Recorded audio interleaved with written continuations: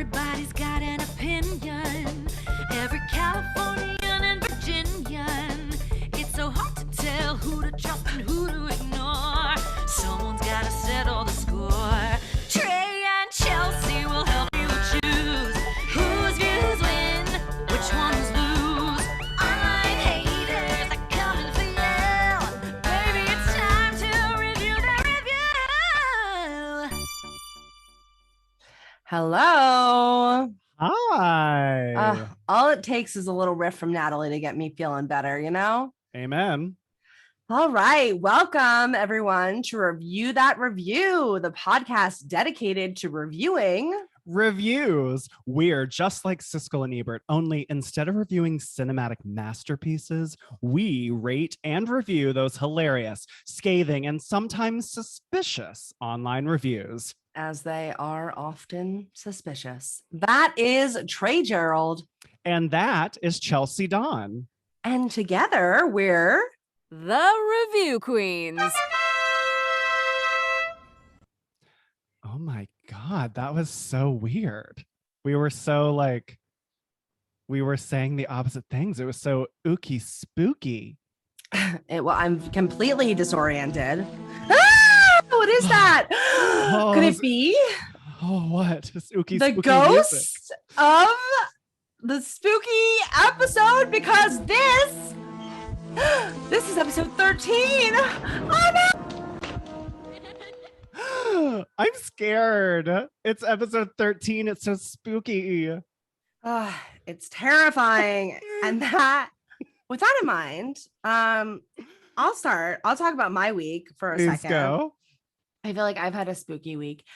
I had a real life encounter with a Karen this week. It was terrifying.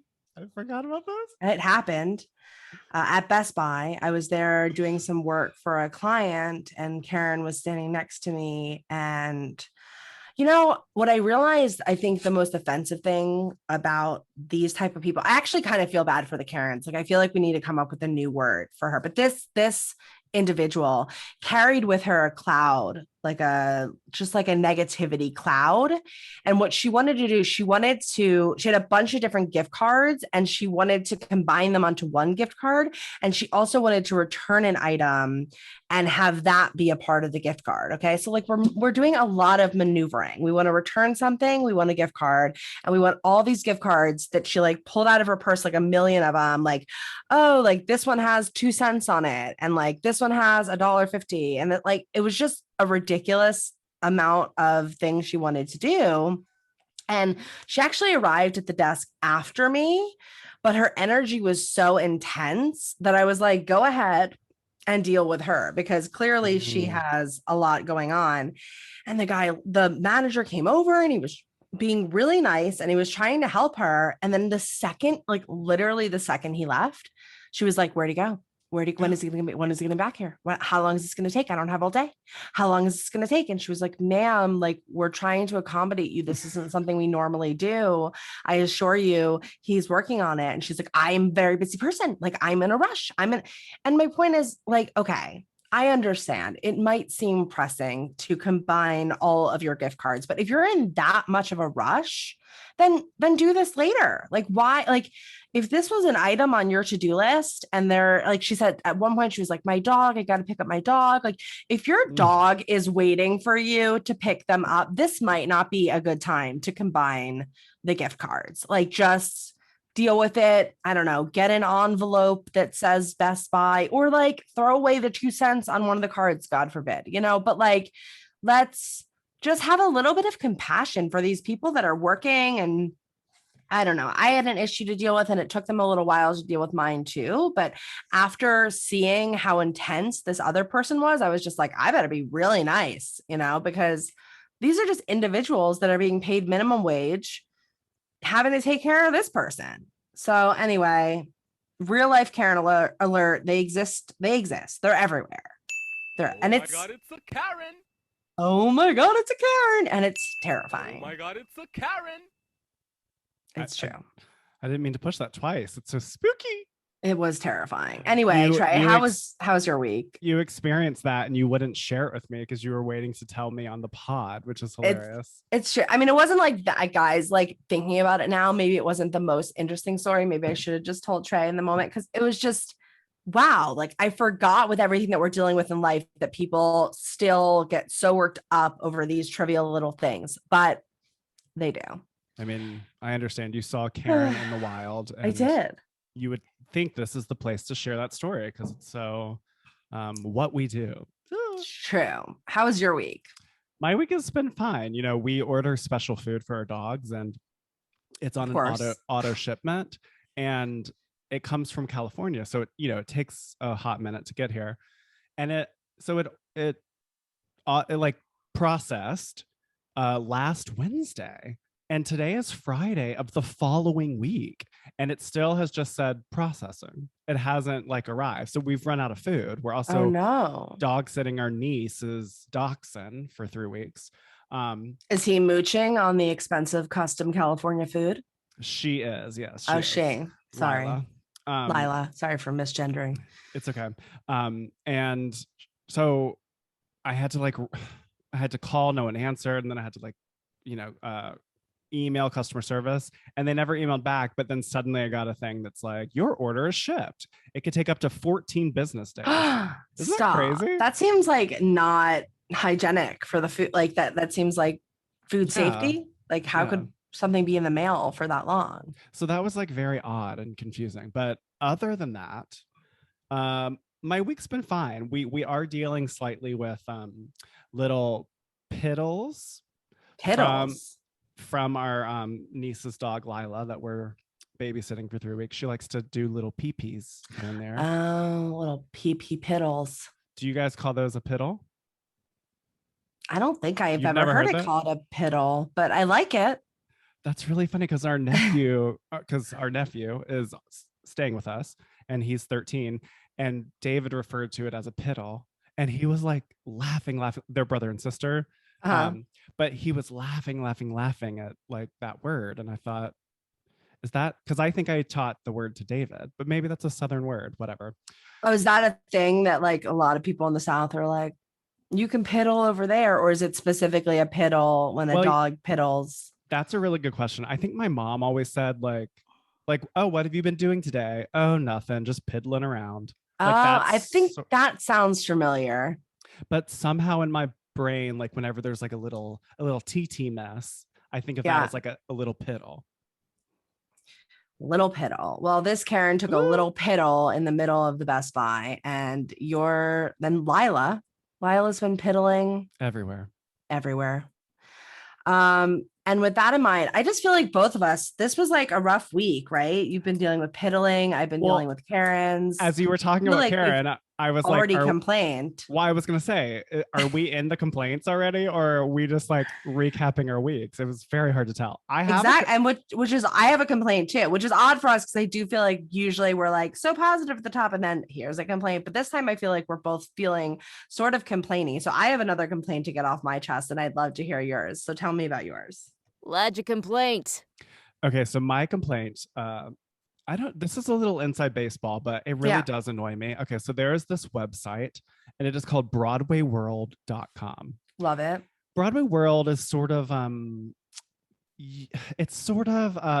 would say in my opinion, it's sort of second tier to a website called Playbill.com, which anytime you go to a Broadway show, and lots of times anytime you go to a theater show anywhere in regional, the country, nice. Yes, they use the Playbill organization. It's a trademark thing. It's the little yellow banner at the top. It's a very specific type font. Anyway, a lot of news for the Broadway culture community, yes, comes up on Playbill. So Broadway World is like sort of underneath that. And so they operate individual websites for every state. And so somewhere along the line, Broadway World realized that they could get a lot more traction on their website if they do awards every year. Oh, okay. But the thing is that the only way to win these awards is by the number of votes. So it really turns into like a popularity contest. Sure. It'll be like, each state, I don't know how the nominations occur. I vaguely remember this. Like, is this a thing where they're like the best voice coach or something like that is so-and-so? Possibly. But Okay. it is like what my complaint today is about are these acting Broadway World nominations where someone will go and do, the Three Little Pigs and Saskatchewan and community theater, and they get nominated for Papa Pig. Yes. Best actor. And in order to win in the Saskatchewan Broadway World Acting Awards, you have to get the largest number of votes.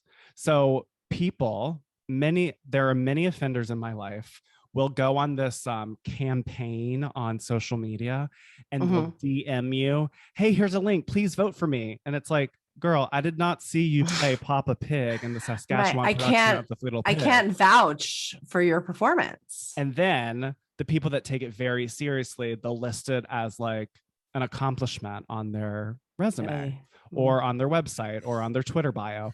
And it's all just a little silly to me because there is no merit to winning because you've just bothered. It's not as if there was like a council of people that saw this person play the big piggy or whatever it is. No, because it's like individual states and there's just no one policing it. So got it. Anyway, it really does bother me. There are some specific individuals in my life who are top-notch offenders of this.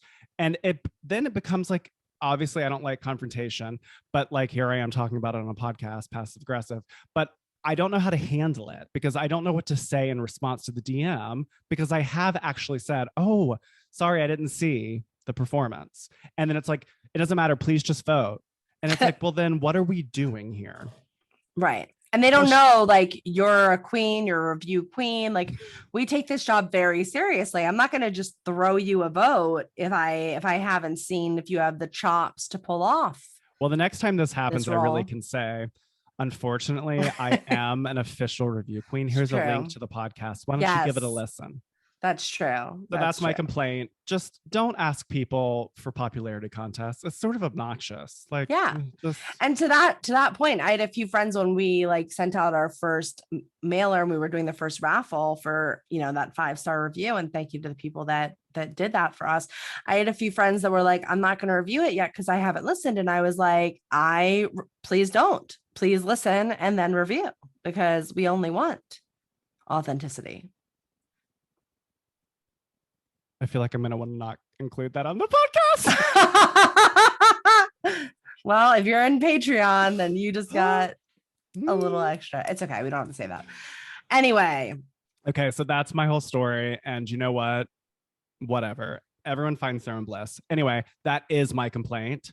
So if you are an offender of that, stop sending them to me.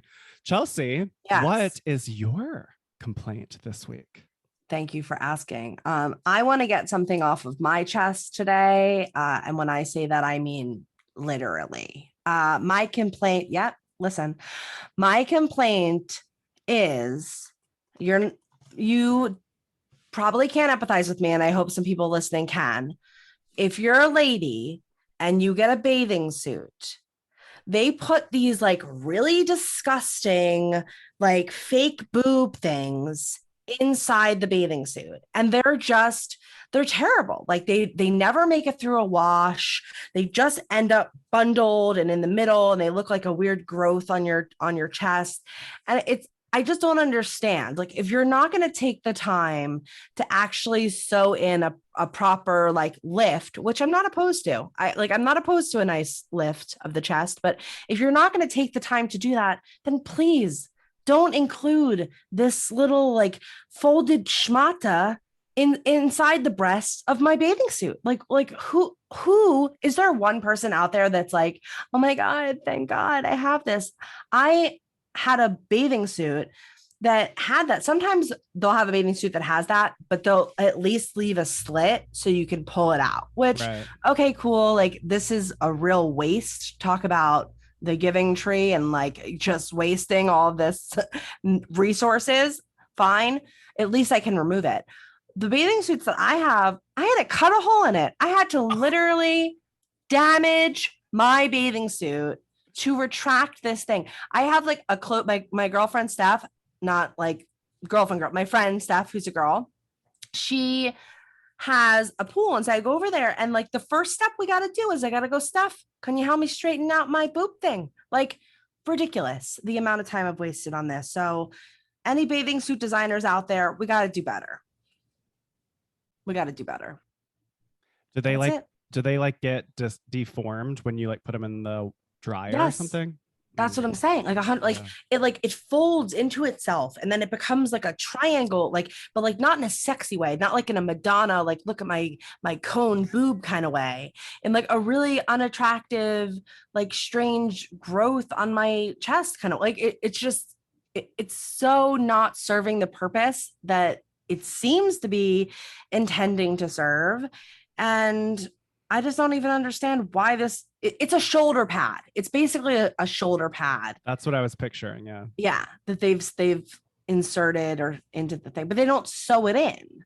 So it's flimsy in there. Yeah. It's floating around waiting to fold upon itself. Anyway, I feel great that I got that off my chest because, gotta cut that shit out. These like body deformations and these liars, all of these topics, they're just so spooky. Oh no. Ooh, I'm so scared. I'm definitely afraid. Well, thank you for sharing that. Thank you for letting me in on that. Yes. I'm really appreciative to know that. Oh. Listener voicemail. Dun, dun, dun, dun, dun, dun. Chelsey, guess what? Oh my God. We've got a shitty listener voicemail today. Oh my God, it's shitty. I might be what's the opposite of burying the lead? I might be tipping your hat. You might be giving me a little bit of a clue there. Well, let's listen to today's listener voicemail. I'd love to hear it.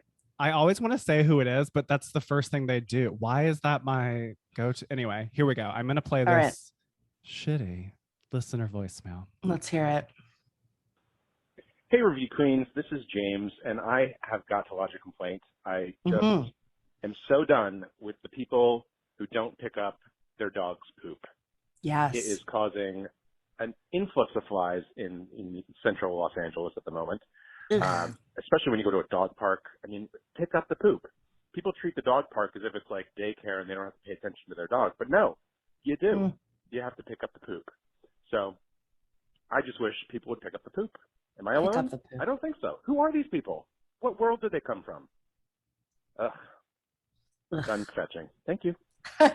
Yay, James, that was so good. James, I'm so glad you got that off your chest. I agree. Like, I always think, like, people do this thing where I think they try to pretend like, oh, I just didn't know. I didn't know that my dog pooped there. Like, you knew. Yeah, that's not real. Here's a little secret. I was a professional dog walker for a couple of years in New York City.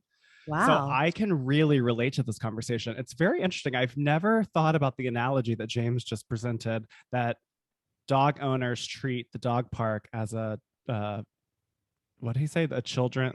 Like it's like a dog, like it's like a dog daycare that they're just dropping it off and they don't have to pay attention. But I feel like that's like a foil for them to be able to be like, I didn't know my dog pooped. But like, it's interesting, the point that like people are like, I'll go to the dog park and then I'll just be on my phone and I'm not paying attention. It's like that. I've never really thought about that. That is so true. And yes, it's like, I've also never correlated flies with dog poop, but that is so interesting. Yes. Also, the flies in Los Angeles right now, and I'm sure he's at Central California. He's in LA. He's in LA. Yeah. The flies are out of control right now. I mean, even and if the poop is to blame, which James is making me feel like maybe it is, then I do think there's something we got to do about this. I mean, they'll give you a parking ticket in Los Angeles if your tires are not turned at exactly the right angle. Right. Maybe we need to be a little bit more, maybe we need to hire some of those meter maids to watch the poop. Can you Just imagine? saying. I have been yelled at many times in New York City, bending over, picking up dog poop by like brownstone owners who just want to yell because they've found poop in front of their brownstone before, and so they're Oh just my gonna God. yell at you, and I'm literally in the process of picking up poop. And you're like, this is New York City, baby. Like there's a million people that walk past your brownstone every day. and why are you yelling at me while I'm in the act of picking it up? But I'm anyway, clearly not the perpetrator. James, it's a really great complaint. I hope that you feel some relief by sharing it. It's definitely, that is a definite worthy complaint to lodge. Very worthy. And we hear you, James. And we should all do better. If you're a dog owner, don't forget your poop bags. Think of the impact of the poop. This is a great reminder. This is a good reminder for all of us. Well, Chelsey. Yes? Is it time for us to jump into some of today's spooky online reviews? Ooh, I guess we must. Okay, so in honor of our 13th episode, holy cannoli, I can't even believe it. Trey and I have each selected online reviews that veer into spooky territory that we feel needs to be inspected. And as we are hoping we won't be cursed for doing so, we will read you the review, we will break it down and rate and review the impact of the review on a scale from 1 to 5 spooky crowns. They're not very spooky. It's a very regal process that we call Assess that kvetch. And kvetch means complain. That's right. That was great. All right. Who's first today? I'm first today? You are first. Take it away, my RQ mama. God. All right. Assess that kvetch. Review that review. All right, here we are. So my spooky review is from a spooky location called the Stanley, and it's a hotel in Colorado. It is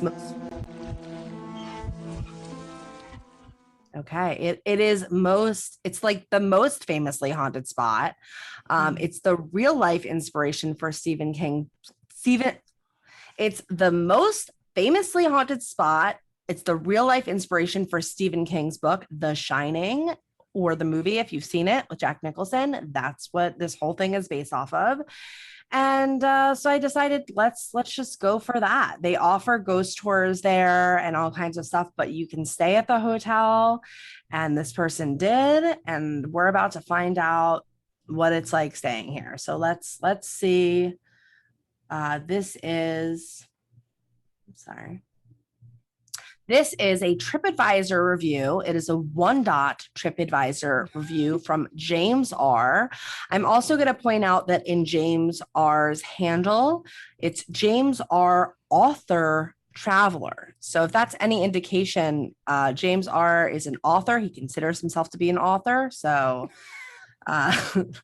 let's see what James R. had to say about the Stanley Hotel. I'm scared. I know. It's not that scary. It's okay. We're going to be okay. All right. James R. The title is, "The only thing spooky about this attraction is the hotel experience." The only spooky thing about the Stanley is the experience. Just to briefly describe some of the major setbacks we experienced at the hotel: lack of service, poor service, small portions in restaurant, dirty rooms, damaged rooms, chemical burns by bleach yielding distracted staff members, watered down beverages, lukewarm water. I usually do not do reviews, but I had such a poor experience at this sadly decadent, luxurious, historic landmark that I felt compelled to speak up about it. My #horrible experience began early in the process of booking the hotel. I had stayed at the Stanley before, and my experience had always been good to great. However, this was quite some time ago, So when it was time for my family to vacation in Colorado, I went to their site to reserve a room and book a ghost tour. However, their website informed me that the tours had been canceled and that their on-site restaurant was closed. I almost decided to stay somewhere else due to the cost versus lack of amenities. But with all that is going on with COVID-19, I decided to give them the benefit of the doubt and at least enjoy my stay at the hotel minus the restaurant and the tour. I booked a classic queen at the rate of $289 plus tax, which was $319.92. This was the most expensive location in which we stayed throughout our week-long trip in Colorado, but it was nowhere near the nicest. We arrived right around 4 o'clock, which was to our knowledge check-in time. Having stayed at the hotel before, I know to get there right around the time as the rooms were ready. Having stayed at the hotel before, I know to get there right around the time as the rooms were never ready. Oh my God. Having stayed at the hotel before, I know to get there right around the time as the rooms were ready. I don't know what's wrong with me. Breathe. It's been a stressful day. Okay. Having stayed at the hotel before, I know to get there right around the time as the rooms were never ready early and long lines formed. Though I was second in line, it took a while to be waited on as there was only one person at the front desk.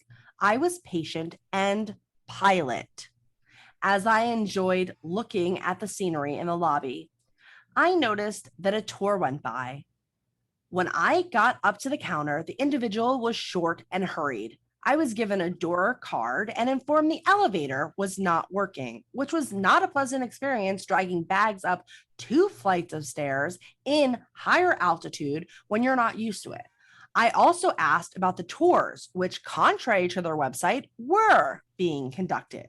I was very excited, only to find out they were sold out, which could have been a non-issue if it was not for their website.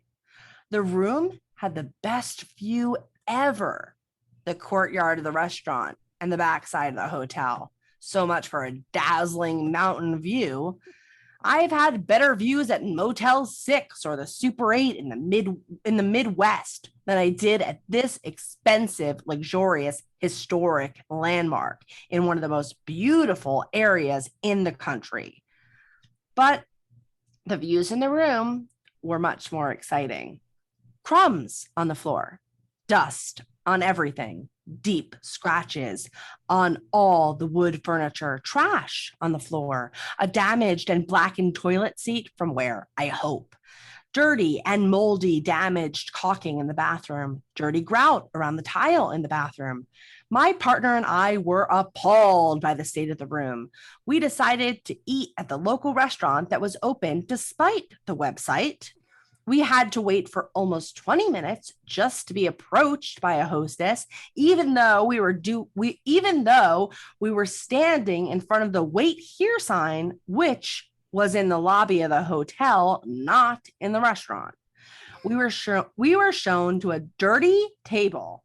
The Stanley did not seem to care about COVID-19 standards when it comes to cleaning. I did not even notice at first that the table was dirty until I noticed that my partner had not sat down yet. When I noticed, I started to get up when an employee came over and nuked the entire table, my body, face, and hands included, with a strong bleach-smelling substance from a spray bottle that slightly burnt my skin upon contact. But at least we had a clean table. The drinks were watered down but expensive. My dish, which was some type of noodle dish, had 4 noodles in it. And my partner joked that I must have ordered off the kids' menu. The water was lukewarm, so we did not shower. And The Shining wasn't even playing on TV.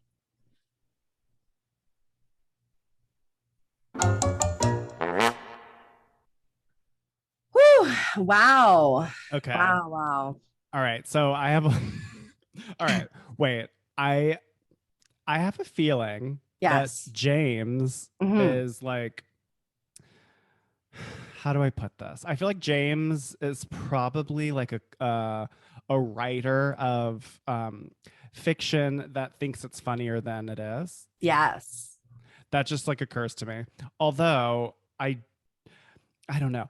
It's such a long list of complaints that it kind of makes me wonder if James walks through the world with a litany of complaints and grievances.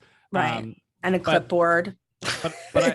And a magnifying glass, which I took notes on because the amount of detail of the dirtiness in the bathroom alone was like they were on hands and knees looking at every single detail. They included a couple pictures, by the way, of like the caulking, a selfie of themselves wearing a mask and glasses, which is perhaps the magnifying element, and a bit of dust as well.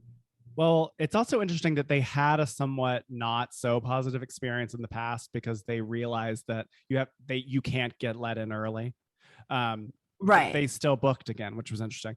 And then like when it came to the point about the chemical burn, which they teed up really beautifully at the beginning, I sort of was like, did you really get splashed with like, I don't know that, but I will say the whole conversation about lukewarm water, that is horrifying when you're showering. So like, I really give it to James. Like, if it's really, oh my gosh, no, if it's too cold in the shower, I can't complete the task. But to me, lukewarm isn't cold. Lukewarm is like the temperature I would give like a shower to be.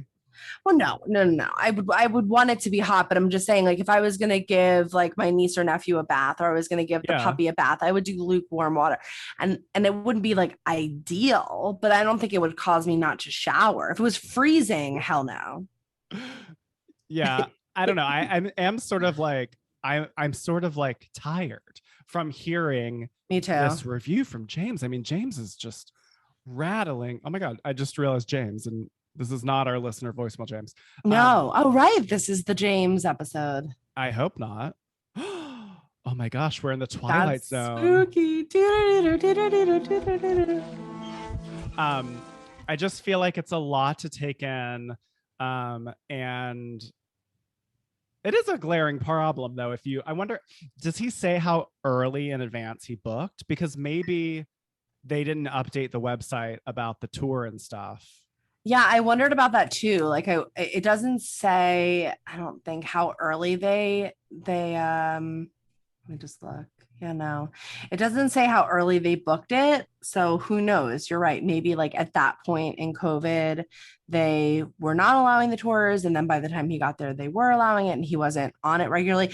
Also, from like my little bit of research about this location, they do have just ghost tours. Like, you don't have to stay here to do a tour. So maybe they opened it up to the public and then, I wonder if that's a different operating company. It might be. Who knows? I mean, I'm sure they're trying to monetize in every way they could. Yeah, I personally thought that maybe James has a side hustle as like a contractor or something by like it was like, or you know what, like maybe like a home inspector, just the way that he went in there and he just, I felt like he had a clipboard and he was like caulking like F, like he was just grading. I think James is maybe a producer for HGTV. Or maybe he's a producer for one of those flip shows or something. I don't know. I thought it was interesting that he, like you said, like he had stayed here before and he came back. He sort of seemed like he knew what he was getting himself into. How long ago had it been since his last visit? It couldn't possibly have gotten that much worse. It's also interesting that James opens the review by saying it's the title and then it's the first sentence again. Yeah. The only thing spooky about this hotel was the experience. Is James like an adventure seeker? Does James want to be haunted? Like, is James picking this hotel because it could be spooky? I think he definitely is. And I think that like, as I was researching this a little more, that's a trend. Like, people like to stay at ghost hotels, and they kind of get pissed if they don't see a ghost or something. Like he wanted to see those twins in the hallway. Not me. Nope. He wanted to hear like Red Rum, and Nope. he didn't. Mm-mm. Me neither. I'm not at all interested in that. So I can't get inside the psyche of James here to understand why one would want to stay at a hotel like this and what it is that would make it a good experience, right? For James. Yeah, I mean, I'm sort of struggling here with the value here. Yeah. Like I recognize that the restaurant is different operationally than the actual hotel. Like the maids for the hotel are not going to be the servers. Sure. Because it seems like the hotel is kind of like a little dirty from what James is saying. Like it's not the cleanest. And then you have the opposite extreme that like the table was dirty and then they like are sloshing this chemical that's like burning James's face. Yeah. So it's like, so is it dirty or is it, I don't know. I guess I don't know James. I don't want to instantly discredit James, but I am left with an impression from this lengthy review of this litany of horrible things. Yeah. It's just sort of like, I don't know if James can be pleased. Yeah, I hear you. I think that these are the type of things it's hard for me because one, I don't think I'd choose to stay at the Stanley personally because of the connection to The Shining. I'd be like, off the list. So like putting that aside. Wait. Yeah. James references that this is a like high-end hotel at one point. Is it like a 5-star hotel or do you know? I don't think it's a 5-star hotel. I think it's just that it's become, because of The Shining, it's become like a historical landmark. Which like would make me think it's a little ooky spooky. Like I wouldn't think that I'm going to like, you know. Let's see. I'm not going to like a high-end Marriott. Marriott isn't that high-end. But but the Motel 6 and the whatever were apparently had nicer views. All right, so it does say that it's a 4-star hotel. And how many stars can you get? It's ranked number 1 among luxury hotels in Estes Park by U.S. News and World Report.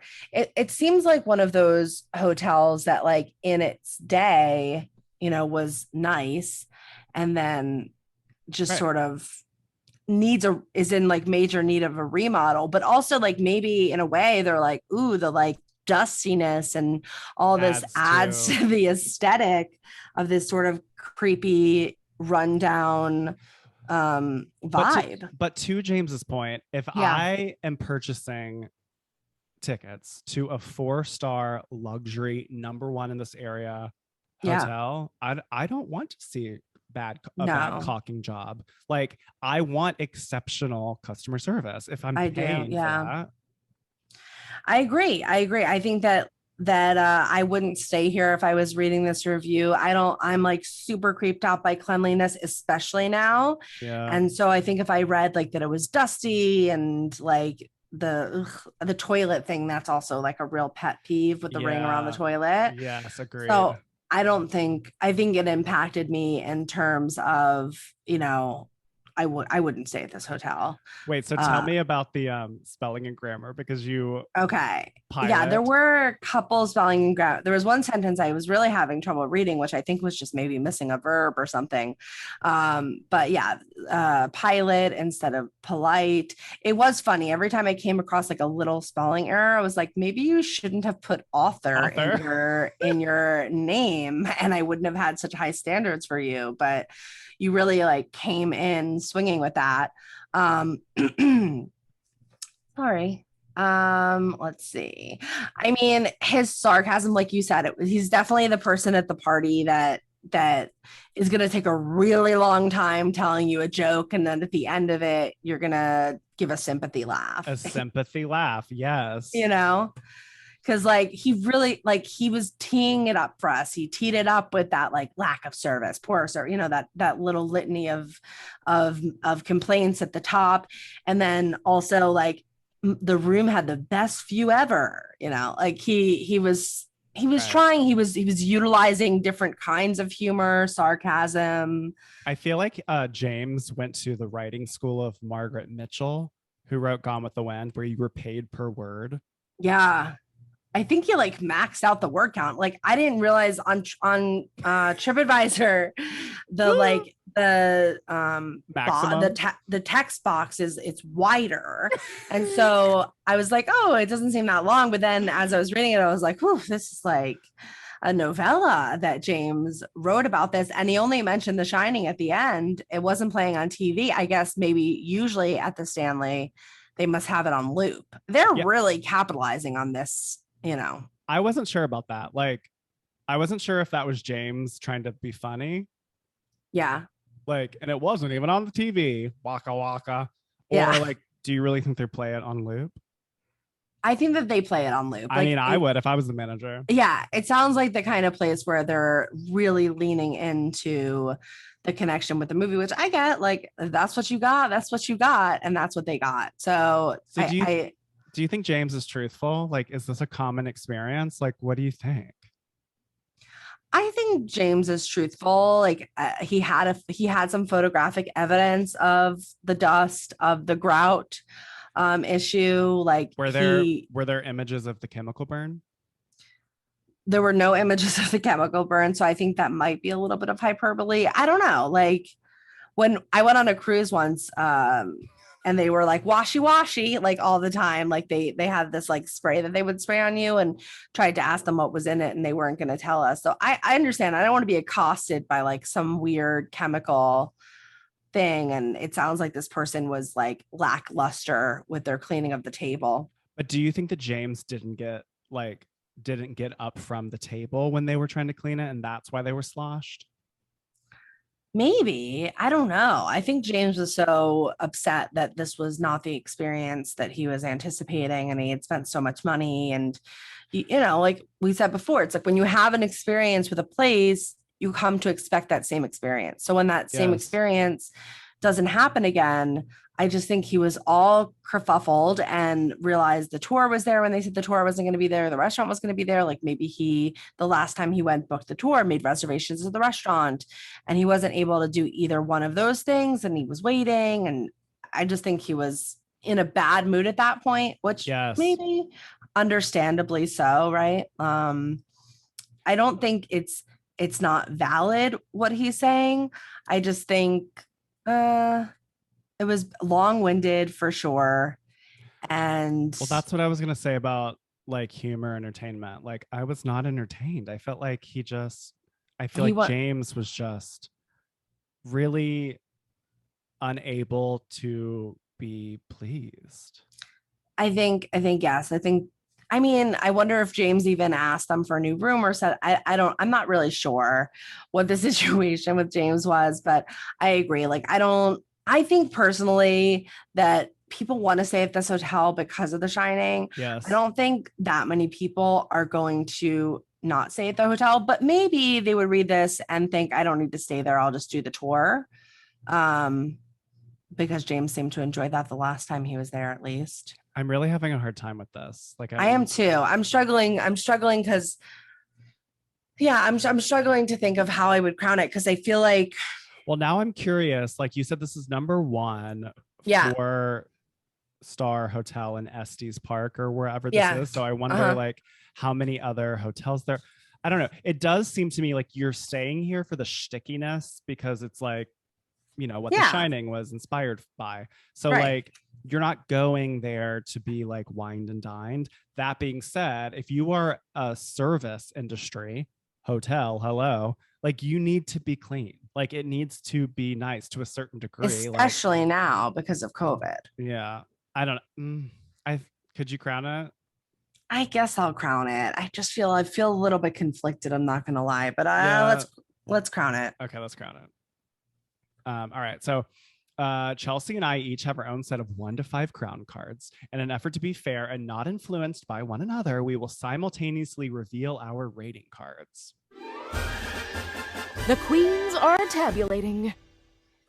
All right, I'm ready. I changed it at the last minute, but okay. Ready too. Okay. Okay. 1. Total score. Did you do 2.5? I did 2.5. Yeah. Yeah, I had 2.5, and then last minute I switched to 3. we've really reversed here. I'm definitely turning more into the Paula as this goes on. I gave it 3 because I think I just kind of didn't like James. No offense, James. And I was like kind of bored by his style of humor. And that was what was making me feel kind of like icky about him. But if I took that away and I was just looking at the information he gave me, I think I would be impacted by this review. He seemed passionate. He was trying to give us humor at very least. He was thinking he was really trying to add value and tell the person reading it, especially now with COVID, right? Like this isn't COVID safe, it's dirty and they're not following protocols. And you should probably know that. And for that reason, I gave him 3. Why did you give James 2.5? Well, I did 2.5 because I didn't want to. I thought I would do 3, but I didn't want it to give it middle of the road. I did 2.5 because I think there is a little bit of an impact. I do have an impression that it's going to be kind of dirty. But I'm also struggling with also kind of not really liking James. I know. Which is unfortunate. And we're sorry to James because I'm sure sorry, James is a lovely person. But just the deliverance of the information in this review sort of made me think, I need to read some more reviews to see, because it feels so one-sided that I don't know that I would react the way that James reacted. And so for that reason, I did 2.5, because while the impact makes me think it will be gross, I don't know that maybe, it won't be as bad as James is telling us his experience was. I think that's a fair point. And I think something I just thought of when you said that was I do think it's important as our assessment of the review to think, if I spent however long it took me to reading this review, like, am I getting my bang for my buck? Probably not. And that's something I think we should consider moving forward. That. Yeah. What's the bang buck ratio? What's the bang buck? And the bang buck on this one was like not the best. Yeah, I agree. All right. Well, very good pick, Chelsey. I love this. Thanks. I love this whole entire world of reviews. We meet so many interesting people. Like James is such an interesting author. All right. So let's take a quick break. And then when we come back, we can get into my ooky spooky review. Can't wait. Oh.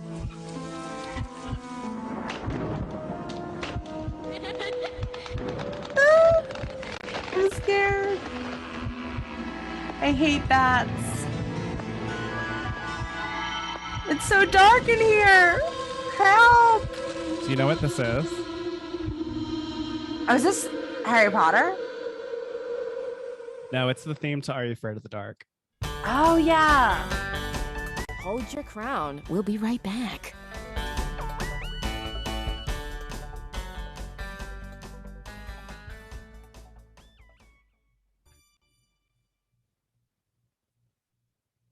Did you?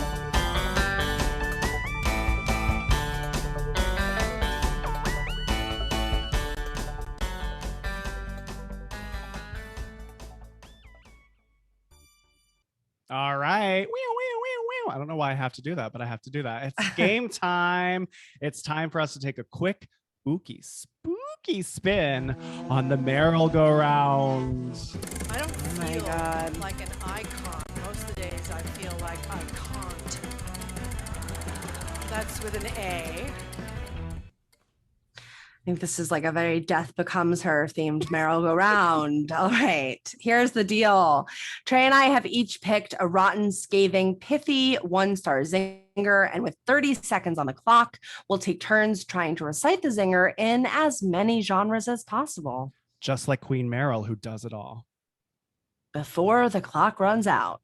All right, Trey, I went first on the review, so you go first today for the zinger. Perfect. All right.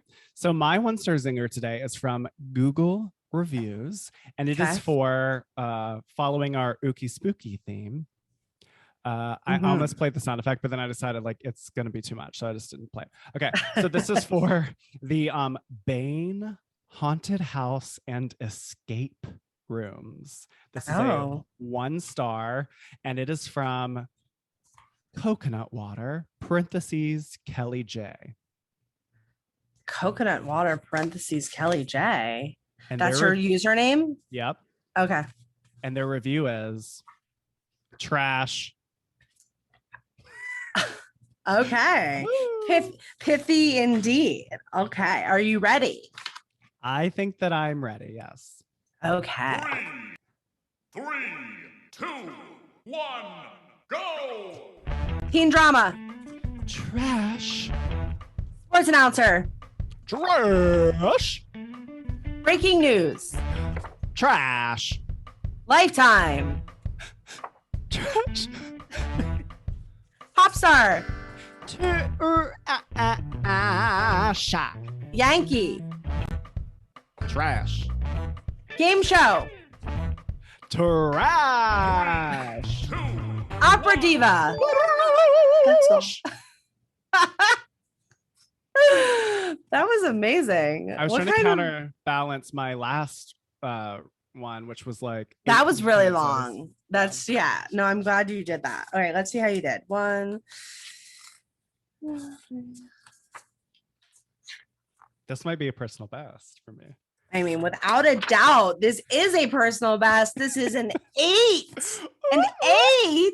Oh my gosh. Well, that's what happens when it's one word. That's an overall personal best for the entire friggin' podcast. Imagine Wow, Trey. leaving a review that's just trash. Trash. Oh, wait, but Trash. before we go to you though, there is a Yeah. reply. Oh, okay. Is the reply longer than the review, I assume? Of course. Yeah. There's a reply.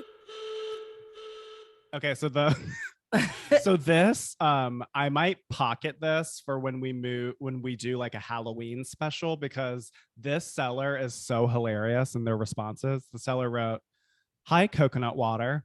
Please accept our apologies for whatever caused you to leave us this review and rating."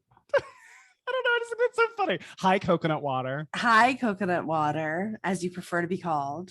All right, so Chelsey, Yes. your turn. You're gonna be riding on a bat. What was I riding on? I forgot to ask. Oh, you were riding on a ghost. No, you were riding on a broomstick. That's what I wanted.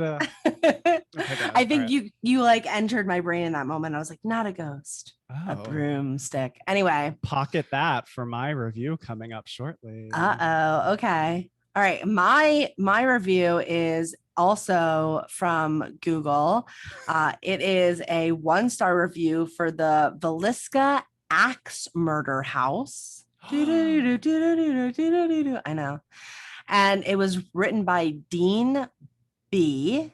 And Dean B says, "Boring woman was nasty to my group."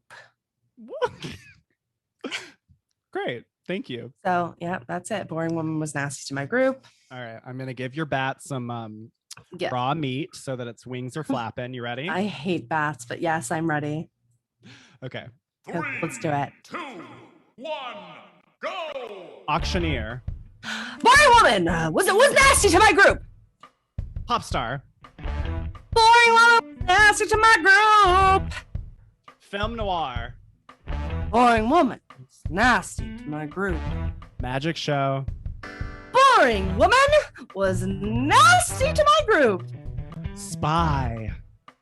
Boring woman was nasty to my group. WWE. 3, Boring woman was nasty to my group. That's all. I love Opera Diva So- and WWE so much. Okay, you got Because I always max out the mic. no, but it's just so funny. You got 6. Ooh, Okay, very woohoo. good. I'll take my 6. Thank you. Well, I'm really You're the big happy. winner, Trey. It feels really good the times when I conquer, because you're really good at this game, and it means a lot to me. So thank you. Oh, well, I'm so glad you could win on episode 13, aka opposite day. No, just kidding. Good point. Really good point. No, I'm kidding. You're so good at this game too. I don't know why you do that. And Oh, it's pish posh. whatever. Pish All right. posh. All right, Let's back get into back to the show. back to the ooky spooks. Yes. Review that review. Okie dokie pokey. So we are back from that game break where I won. And it is Mhm. now my turn. So Chelsey, let me tell you a little bit about a very ooky, spooky place found in, in New Orleans. Okay. Okay, so this is from Yelp, and this reviewer's name is Diana G. Okay. All right. And this review is for HEX Old World Witchery. HEX Old World Witchery. Okay. Diana G, 1 star. Is it sorry, is a witchery like a store that sells witchy stuff? Okay. So this is like a gift shop, and also they do spiritual readings. Ooh, okay. All right. This is November 9th, 2013. Okay. I am appalled, to say the least, at how immature the owner is and his quote unquote psychic reader, Carrie, is. This evening, instead of receiving a heartfelt apology for my past mistreatment here at the store, the owner threatened to, all caps, send his demons to me. Smiley face. Wow. How immature and how irrelevant. I enjoy all things positive and light and have no interest in supporting a store that is so money greedy and desperate that the owner decided to, all caps, ban from entering his store. Parentheses, which I had no intention of entering again. And cast his demons on me. Please get a life. Negative energies are not what I need in my life, which is why I will be avoiding this tourist trap until it eventually goes out of business. The wares are overpriced, and the last time I tried to buy an item, the so-called psychic reader was snide with me and also was going to overcharge me for an item when the prices got knocked off the pendants. Christopher had 2 weeks to call me, but he did not until tonight, since I wrote my honest review of his store on TripAdvisor.com. Obviously, Carrie must be a close friend of his, which is why he never thought to apologize to me until he thought my review could harm his pocketbook. Well, Christopher, good luck sending your evil minions to me. I eat them for breakfast. Smiley face. And I think I might so enjoy it as I see what other nonsense you pull on others who get victimized. And I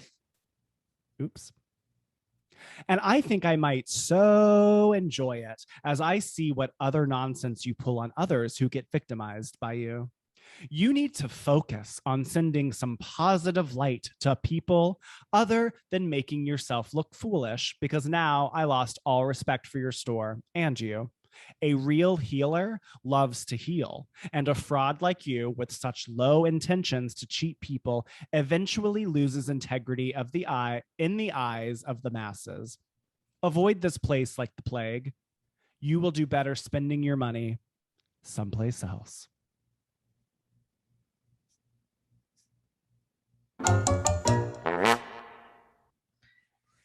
All right. Diana G. Oh, all right. So I was curious about this because I feel like you operate in sort of like a witchy sort of area in the world. For sure. Yes. But to me, I feel like it's all a little ooky spooky. Oh, well, yes, I do operate in the crystals, Patreons, seeing them. A couple Which on my I'm desk sure right now. Old World Witchery sells. Yes, I'm sure they do. What I thought was interesting is like someone who proclaims to have their life mission be to like bring love and light into the world is certainly bringing a lot of darkness to this review. And maybe would know this is not a way that we dispel negative energy. I mean, maybe they thought, okay, cool. I'm going to allow people to be aware that they shouldn't come here in the future. fine. That's okay. But it wasn't really done in a love and light way. I mean, she basically cursed them towards the end. Did you catch that? Yes. Also, she said she enjoyed eating. What did she say? Their evil minions for breakfast. She eats them for breakfast, or they eat them for breakfast. I mean, come on. What were you gonna say? It is also, just to your point, it's interesting because Diana G also appears with a new review. Oh. In 2019, also 1 star. Oh, geez. The same person. Wait, hold on. This review was the review that you just read was written when? 2013. So then 6 years later, bitch is still shopping here. They give it another try and, say horrible things again. Stop. Are we reading that? I could. I have it here. Is it long? Basically, I'm not going to read it, but Diana basically goes through here saying, I used to shop here somewhat on a regular basis, that they used to live in New Orleans and they moved. Then they rehash the entire experience wanting to buy a Figa. And then like the price tag falls off and the person puts another one on, and then how the owner was so upset when they placed an honest review that they insisted that if they don't take the review down, they will curse them literally and send negative entities. And then it says, like, this is my favorite part. I also don't appreciate his anger and his threatening remarks because a true Wiccan never sends curses out to universe because it does tend to boomerang back to the original sender, which is an interesting point because, well, that's you're doing why that online. Right. And that's why I'm kind of surprised that she's trying to masquerade as somebody that's like all white light, because if you are all white light, then you don't draw attention to the negative circumstance. You just sort of allow it to boomerang back to that person. But I think there's just like so much wrong with this now, knowing that. Question though, because could you do a white light curse on someone, like to send goodness to someone? Can you do like a good curse? I don't know that I would call that a curse. I would call it a blessing, maybe. Could Diana G do like a blessing to the store rather than writing a negative review? Sure, why not? Yeah, I mean, you could always send a little light, a little blessing of clarity and well-being and positive shifts, and sure, why not? I just think there's a lot that Diana, she's a total she's just a conundrum. She's a contradiction in one person. The fact that everything that she said in the end of this initial review was like, I would never shop here and this place is doomed to close, and all that kind of stuff. And then she's shopping there again and she's writing a review again. It's like, at very least, if you're going to put that out into the universe, like this place shouldn't be able to exist at all, then do not go there and in any way. Don't even step foot. Even if you're not going to buy something, don't go in there. And to that point, I want to reiterate that this is the Yelp review, and in the Yelp review, Diana is referencing the TripAdvisor review. So now we've written 3 reviews with our white light nature, 3 1-star reviews of the same spot, and we've returned to that spot. And then also, like, what's the deal with the call? She was waiting for the call from Christopher. So Christopher is the business owner. Okay, so I mean, I don't know. She repeatedly says too that Carrie seems like she's a good friend of Christopher's, but why? She doesn't. Why is it a good? Because he's defending her. Yeah, that's confusing, right? It's very confusing. And also, she didn't give us any. She said she had did she say she had a bad psychic reading? Did she give us any details about that? No. So it's what just was psychic as in quotation marks? So the narrative is, I got a bad psychic reading. I'm pissed off about it. I go home, I write it on a review online and demand a call from the owner. I don't get it, but what I do get is attention and, you know, negative feedback about the review that I've left, and then I'm cursed. But it does appear that Diana G did not get a psychic reading. Diana G was trying to purchase a Figa. No, that was the second time. It's actually the same experience. Oh. Maybe I'm confused. It's because I didn't really read the 2019 review, because in the 2019 review, they say the last time I visited, which was in 2013, the sales clerk called me snarky because I was in a good mood. I was trying to purchase a Figa.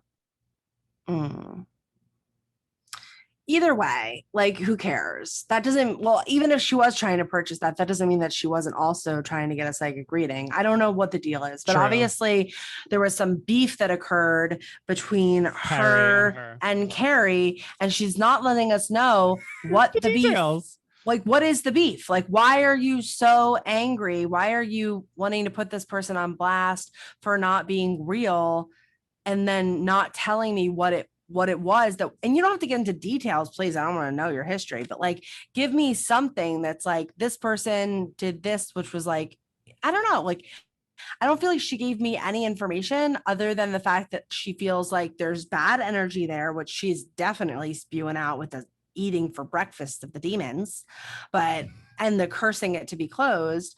She didn't give me any useful information about this store. Yeah. The real complaint here is how immature the owner and the psychic reader Carrie are. Yeah. And then what does that else, mean?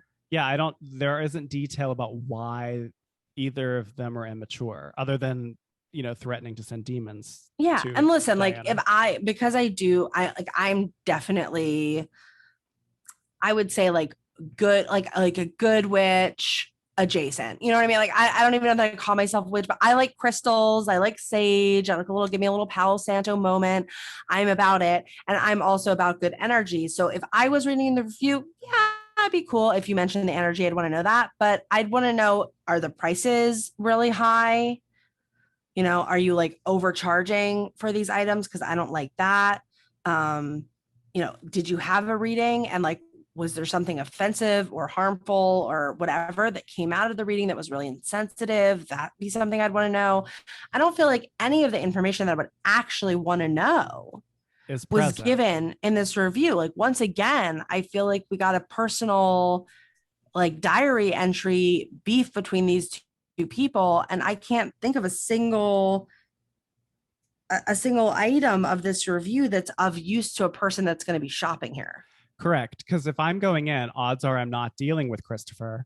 And right. Like, and yeah, you're right. Like, I don't know what the value here is. It feels very like a personal vendetta. Yeah, there's no value other than a personal vendetta. Like, this is literally an example of somebody that is just going online to just, you know, troll this person on multiple sites, 3 reviews, 2 different websites, 6 years apart. Come on, Diana. But were you entertained? I was, but I don't know if I was entertained because of your reading. I mean, like, I laughed multiple times. First of all, I laughed at the beginning because you said something that like really just like killed me. A heartfelt apology for my past, and then you paused kind of. Oh yeah. And I was like, oh my God, like I can't imagine anyone coming up to me and giving me a heartfelt I'm so sorry about your past. So again, that was just like your reading of it. Right. Sorry, because it's actually a heartfelt apology for my past mistreatment. Right. But you were like, a heartfelt like apology for my past, and I was like, oh, okay.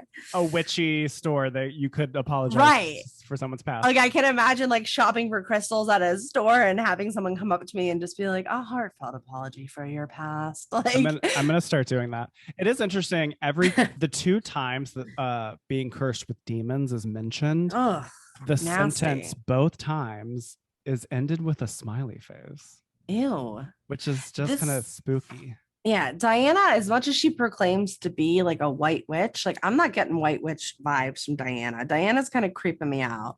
My bat wings are flying, and they're not happy about Diana G. I feel like I could crown it. Let's do it. Okay. Oy, okay.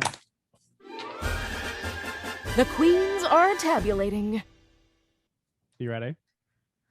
I'm ready. The queens are tabulating. Oh, you gave it a half? My first time. Oh, I'm I giving gave it. half. Okay, Trey gave it half. I gave it 1.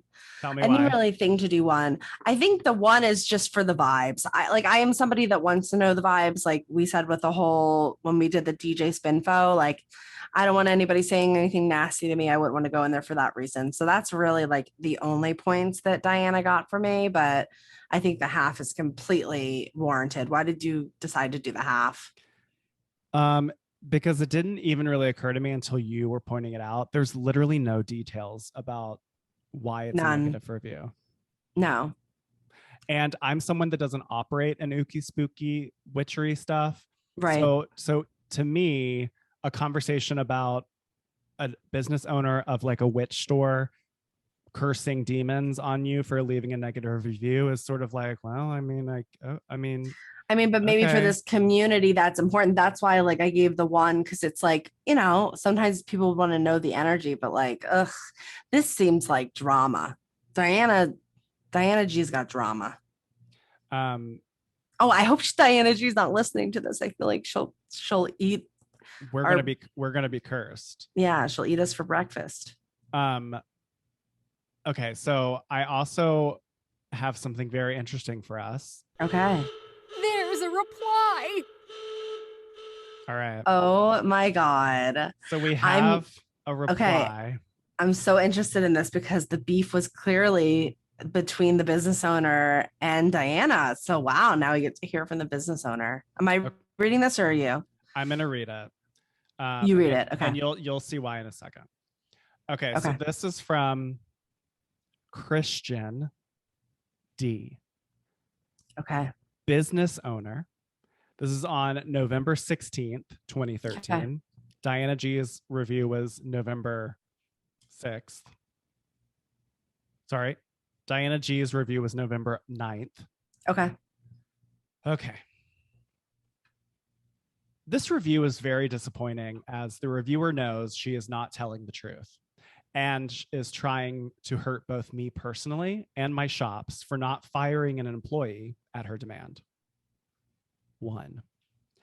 As I said on the telephone to this individual, no employee of mine would ever switch a price tag.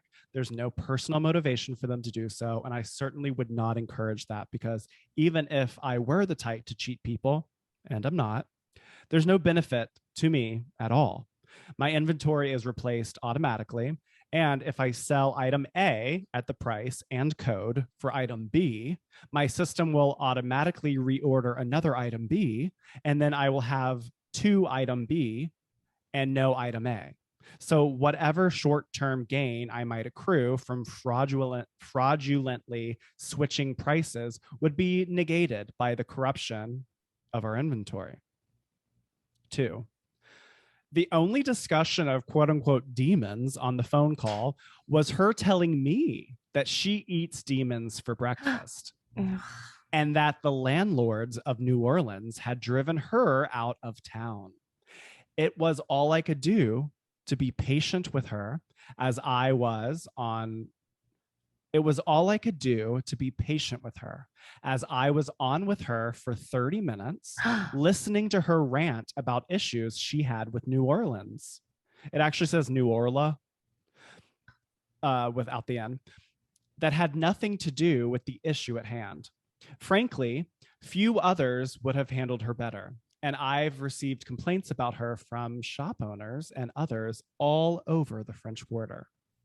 By no means am I exactly Mr. Customer Service, but I typically stay out of these matters. However, when my shop manager called Diana, Diana refused to speak to her, believing her to be the staff member with whom she had an issue and refusing to speak to anyone but me.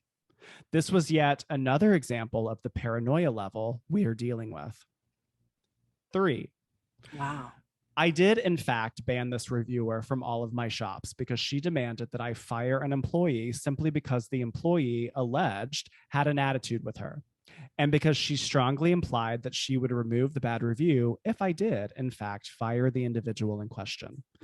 I told Diana that I believe in giving people second chances and that I would speak to the employee about her attitude, but I am not going to fire someone for the first customer complaint they ever receive, especially when it's for something, switching prices, that simply could not and did not happen.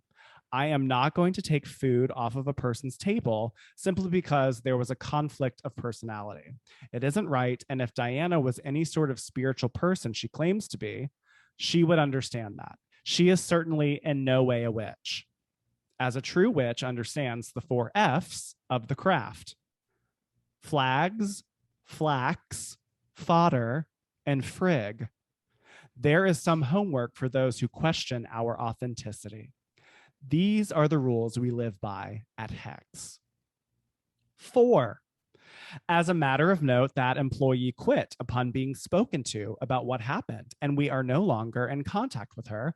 So this idea that she is a close friend is false. But this changes nothing in my position. I take reviews on Yelp and TripAdvisor as cues on what to improve on. But I will simply not fire someone at the insistence of a reviewer. Diana could post 100 reviews, takes out a billboard on the highway, or hires a skywriter plane to complain about me or my shops, and I still won't fire someone as a result of it. 5. Jesus. I did not wait until I saw the review to contact her, and Diana knows this is a lie because we discussed this.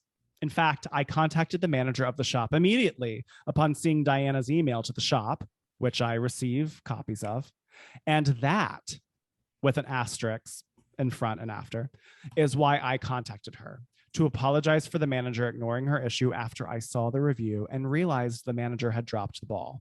I reprimanded the manager for ignoring Diana's complaint because I do believe that people's complaints should be addressed, even if they are as biased and dishonest as Diana's are.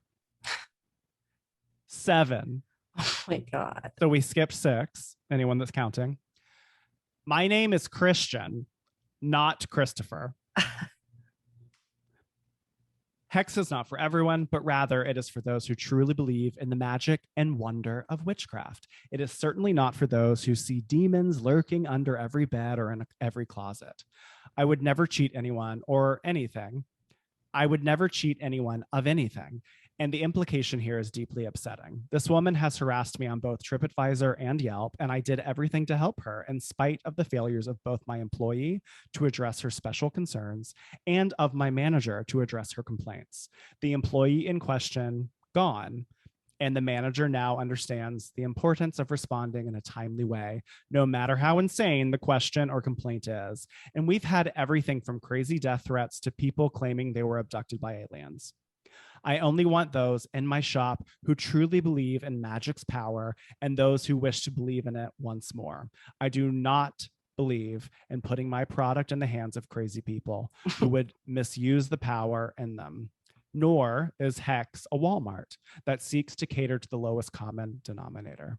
Blessings to all, even Diana, for whom a good psychiatrist would be the greatest blessing of all. Christian D. All right, so that was like so long. It was just hilarious to me that after speaking on the phone, Diana said the wrong name. The name is Christian. Right. And then also that Christian went into such lengthy detail and then also numbered the points, but left out 6. The left 6. Or maybe he like had something. Thing? Maybe, or 666. Oh no. I know. I almost thought about calling this episode 14, so I get that. Ooky, spooky, but it was 6. I mean, anyway. Yeah, no, I know. But I mean, I did have an impact change after reading. It just felt that Christian was very forthcoming. Yeah. And also very calm in the communication and the spelling. There were like random spelling mistakes here and there, but everything was punctuated beautifully. It was in a list form, really sort of trying to take out all of the toxicity, which I thought was interesting. I agree. I mean, yes, it was a little bit long. Clearly Christian is passionate about all of this, so I understand that. But yeah, after listening to what Christian had to say, I feel like I wouldn't even take away my one crown from Diana. I just think that Diana seems like a little bit of a menace. Like she's has a vendetta and she's really out to get it. And I don't know. I don't trust her any further than I can throw her, and I got a real bad back, you know? And Christian mentions that other shop owners are aware of who this person is in the French Quarter, which is just... or even other stores, and that like she left because of the landlord. I mean, he knows way too much about her. So you know that she overshared with Christian because he has intimate details about her life that I think a store owner shouldn't really have to know.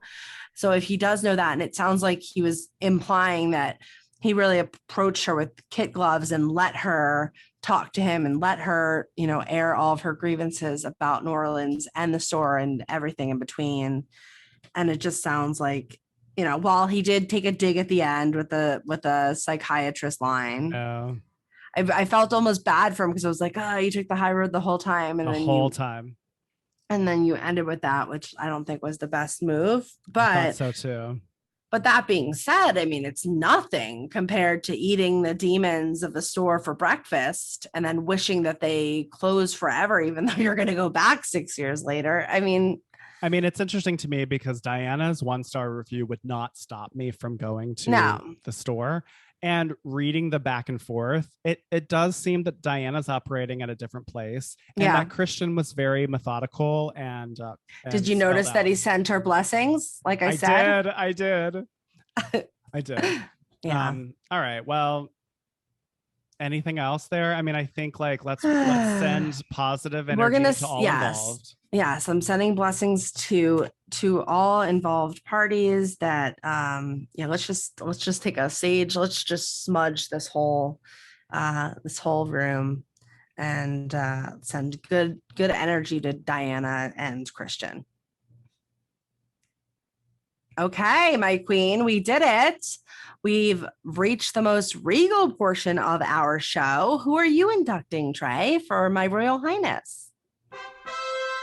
My Royal Highness. Okay, so this week I am inducting an Instagram account, which kind of sounds like a certain way, but I want to induct the Instagram account AIDS Memorial. Okay. Let me just make sure that I'm saying that right, because that would be it's the AIDS Memorial. Okay, so this week I am inducting an Instagram account, which might sound a little like whatever, but I want to induct for my Royal Highness at the AIDS Memorial, which is a verified account. They have currently, at the time of recording, 193,000 followers. Wow. So the AIDS Memorial is updated daily with images, occasionally videos of people who perished from HIV/AIDS. It doesn't have to be just Americans.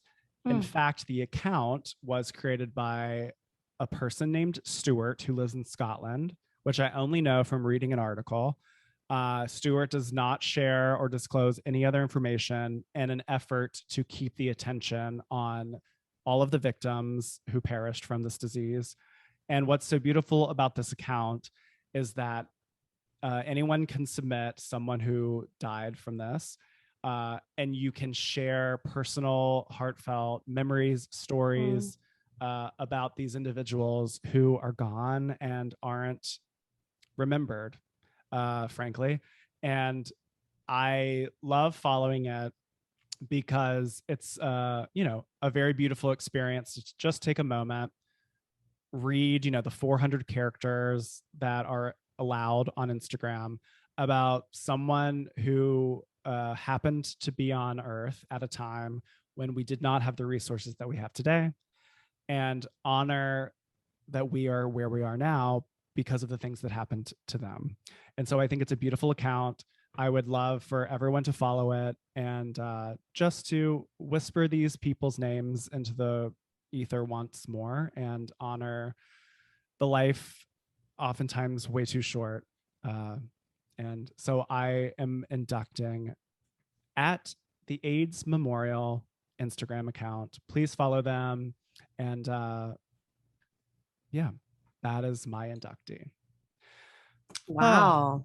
That got really heavy for me. All right, Chelsey. That Oh, wait. did that, but that's so nice. I mean, that's that. I'm so glad that you brought that up. I didn't even know that that existed, and now I'm gonna follow and take the time to honor those people. So thank you for sharing that. That was very nice.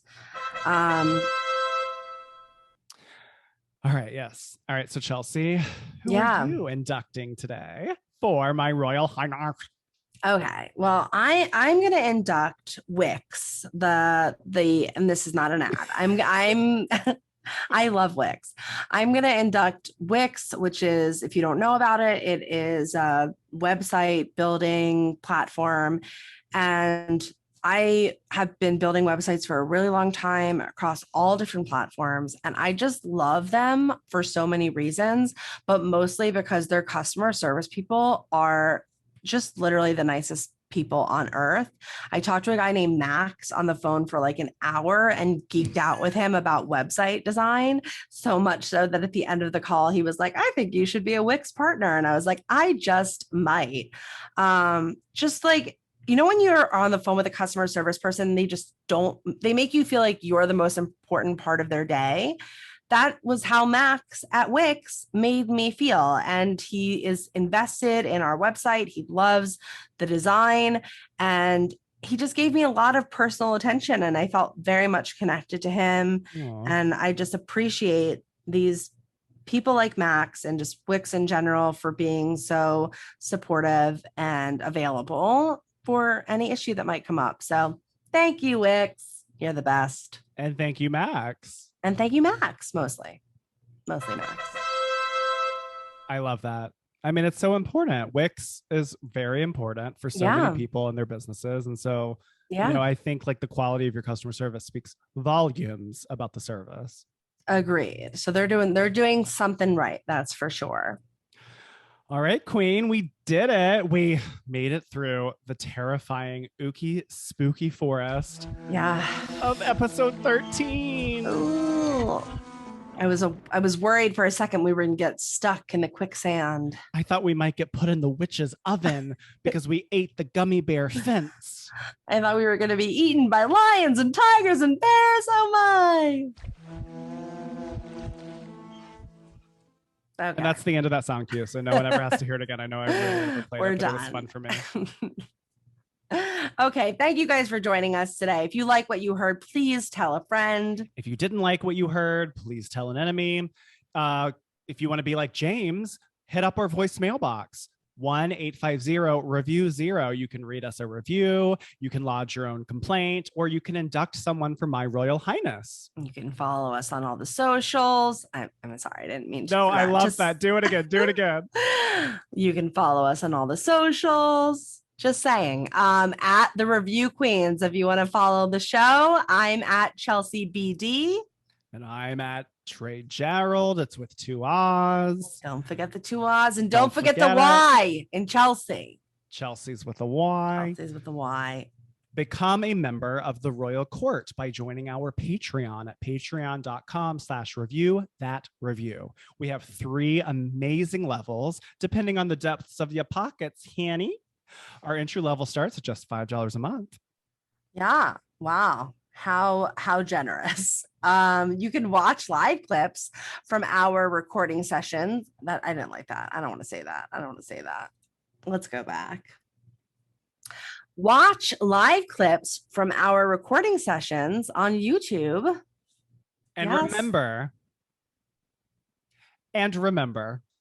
Ignore the haters. You're a queen.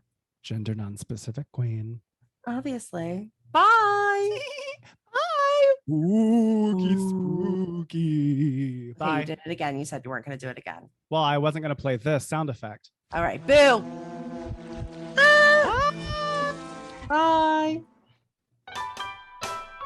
Review That Review is an independent podcast. Certain names have been redacted or changed to protect the guilty. Executive produced by Trey Gerrald and Chelsey Donn, with editing and sound design by Trey Gerrald. With voiceover talents by Eva Kaminsky, our cover art was designed by LogoVora, and our theme song was written by Joe Kinosian and sung by Natalie Weiss. Thanks for watching, Queens. Click here to subscribe and click here for more videos.